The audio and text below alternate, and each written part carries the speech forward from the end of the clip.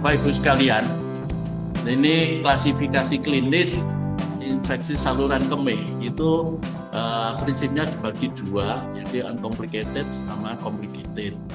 Nah, yang dimaksud dengan infeksi uncomplicated itu akut, bersifat sporadik, dan kuren bawah atau di bawah itu tadi berulang-ulang, dan ini bawah itu dengan sistis ya, tanpa komplikasi, dan kalau sampai di atas, organ di atas di saluran menuju dari ginjal menuju ke saluran kantong kencing, itu kita namanya pyeonefritis yang tanpa komplikasi dengan batasan wanita. Ini yang menarik adalah batasannya wanita tidak hamil dengan anatomi dan fungsi saluran kemih yang normal, jadi tanpa penyakit penyerta. Nah, ini yang konsepnya ISK yang simpel atau ISK yang tidak ada komplikasi yang ada di situ. Nah, dengan wanita, ini kenapa wanita menjadi definisi, karena memang saluran kencing yang ada di situ wanita lebih pendek dan lebih dekat dengan dubur dan sebagainya daripada laki-laki di situ. Nah, oleh karena itu ada ISK complicated, yaitu semua definisi yang di luar ini termasuk laki. Kalau ada ISK yang laki, nah itu dimasukkan di dalam ISK complicated karena memang salurannya sebetulnya sudah aman sampai keluar, tetapi masih ada keluhan di sana. Sehingga kalau kita lihat di sini pasien dengan kelainan anatomis dan fungsional saluran kencing, adanya pemasangan kateter menetap, ini tambah kalau ada di rumah sakit, adanya penyakit ginjal atau penyakit penyerta, misalnya DM dan sebagainya. Kalau wanita hamil termasuk complicated karena ada kehamilan dan sebagainya ini. Nah, ini klasifikasi klinis ISK. Jadi saya mudah menghafalkan membedakannya di sini. Nah, di etiologi terkait dengan kasus ISK itu sebetulnya prinsipnya itu kalau kita urin itu steril, yaitu urin normal itu steril, ya. Tapi penyebab ISK umumnya gram negatif. Nah, ini beberapa etiologi yang terkait dengan bakteri yang ada. Nah, kemudian Escherichia coli ini penyebab terbanyak sampai 70 atau 90%. Baru kemudian disusul Enterobacteria, antara lain Proteus mirabilis. Nah, ini 30% pada laki dan perempuan 5%. Yang agak besar di sini Proteus ini sering pada waktu obstruksi, ya, jadi kelainan anatomi di struktur saluran kemih. Nah, ini dan kemudian yang nominal itu Proteus dan Pseudomonas, ini terkait dengan ISK yang nosokomial biasanya didapat di hospital, dental, pelayanan kesehatan dan sebagainya. Nah, pada patopsikologi, kalau kita lihat di gambar ini, Bapak Ibu sekalian, yaitu ada ascendant dan ada descendant. Di sini maksudnya bukan presiden, itu ascendant saja. Nah, ini bahwa penyakit ISK itu didapat dari masuknya lewat bawah, jadi dari uretra. Di situ masuk kemungkinan ke urinary bladder.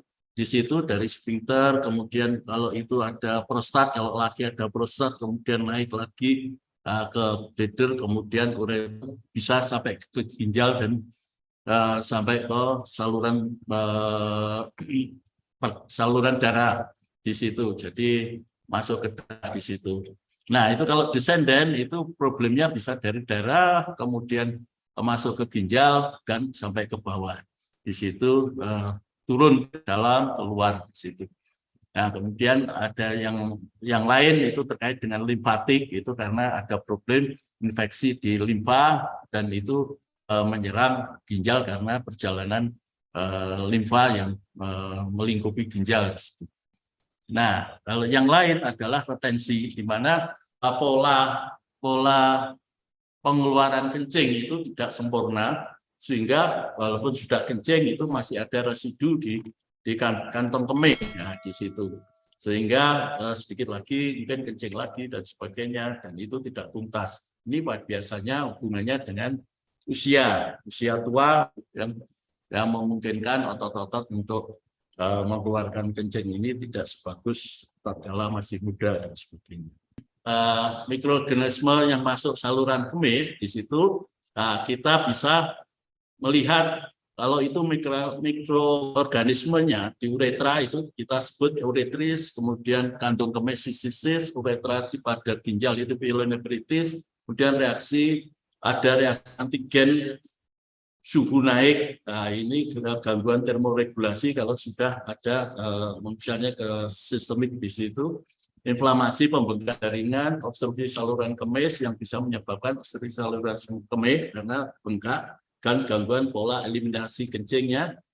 Kemudian bisa jadi nyeri saat kemih ini memberikan respon kekhawatiran terhadap penyakit atau illness-nya sehingga terjadi ansietas, terutama pada Bapak Ibu yang usia pasien kita usia lansia dan sebagainya. Nah, faktor risiko yang terkait dengan ISK di sini kita bisa melihat bahwa riwayat DM ini sering muncul terkait dengan frekuensinya dengan ISK yang di tempat klinik kita, riwayat urolitiasis batu. Nah, ini bolak-balik bisa juga infeksi ini menyebabkan munculnya batu, dan mungkin batu ini menyebabkan penghambatan air kencing dan kemudian menyebabkan infeksi. Higien yang sangat buruk. Nah, ini yang terkait dengan bagaimana kita kalau di lingkungan di mana higien semua air terkontaminasi, kalau kita menggunakan sehabis kencing dan sebagainya, kemudian kita menggunakan air yang kemungkinan tidak mengalir, tapi justru terkontaminasi di tempat bak air kencing dan sebagainya. Itu kemudian riwayat keputihan, kehamilan karena mekanisme anatomi kehamilan, kemudian infeksi saluran kemih lainnya. Lalu ada hubungan seksual di mana ini angkanya ya cukup besar. Kemudian riwayat pemakaian KB diafragma, kebiasaan menahan kencing, anomali saluran kencing. Spesial khusus pada lansia. Ya, ini kita lihat pada gambar ini bahwa sisa urin yang meningkat, jadi pengosongan yang kurang efektif. Ini faktor risikonya bisa akut, bisa kronis. Kemudian bagaimana kalau kita sudah tahu bahwa lansia itu imobilitas. Di situ mobilitasnya sudah menurun karena pola aktivitas sokot dan sebagainya. Ini apalagi terus nanti ada pampers dan sebagainya. Lah ini artinya potensi kalau tidak frekuensi penggantiannya setelah kencing dan sebagainya kurang sering, nah itu mungkin bisa menyebabkan problem ini. Yang lain adalah imunitas terkait dengan nutrisi yang kurang, jadi penurunan indera pengecap pada umur pertambahan umur kita, sehingga potensi untuk makan itu kurang, terutama untuk makan bergizi itu kurang, sehingga ini nutrisinya kurang. Nah, ini menjadi problem juga pada kasus ini terkait dengan angka ISK yang naik. Itu imunitas turun. Yang lain misalnya ada alkohol, bahan kimia, rokok, atau mungkin terpapar matahari yang lebih banyak dan sebagainya. Nah, ini problem yang kasus lansia. Artinya pada lansia kita berpikir bahwa ada enggak faktor risiko yang menuju ke ISK di situ dengan faktor risiko yang usia yang sudah dipunyai oleh lansia. Nah, tipe pencegahan untuk SK, nah ini kita berharap bisa edukasi ini kalau kita ketemu dengan pasien gunakan air mengalir waktu bersih diri.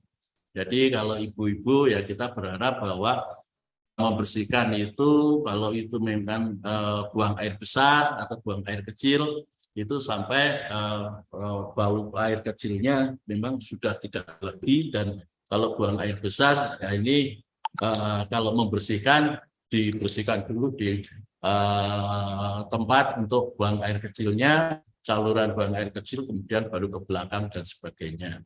Nah, ini membersihkan sebelum membersihkan anus. Ya, ini terutama pada wanita karena memang sangat dekat, sehingga jangan sampai kotoran yang ada di anus kemudian masuk ke saluran kencing ke wanita. Kemudian ada kebiasaan menahan buang air kecil. Nah, ini dihindari, tetap buang air kecil, usahakan memang kalau membersihkan dengan air mengalir. Nah, perbanyak minum air putih agar buang air kecilnya bisa teratur.